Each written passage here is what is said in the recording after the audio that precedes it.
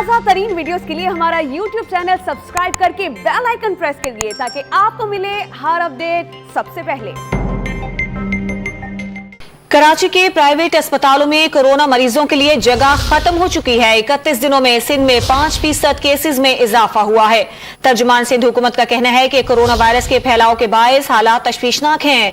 रोजाना 2000 से ज्यादा मरीज सामने आ रहे हैं, जबकि हुकूमत लॉकडाउन का कहती है तो पीटीआई हुकूमत मना करती थी। ड्राइंग रूम में बैठकर कह सकते हैं कि लोग कोरोना एसओपीज पर अमल कर रहे हैं। अमलन ऐसा नहीं है।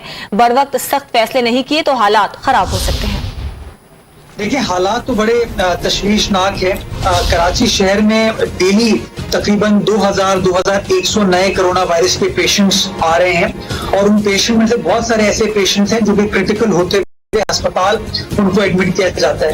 आपके प्राइवेट अस्पतालों में इस वक्त जगह बिल्कुल नहीं है, वो ऑलमोस्ट चोक कर गए हैं और आपके जो सरकारी अस्पताल हैं उसके अंदर तकरीबन 70-75% वो अपनी कैपेसिटी के ऊपर काम करें। और मुल्क भर में आप देख रहे हैं कि कोरोना इसकी जो शरह है केसेस की, उसमें तेजी के साथ इजाफा हो रहा है।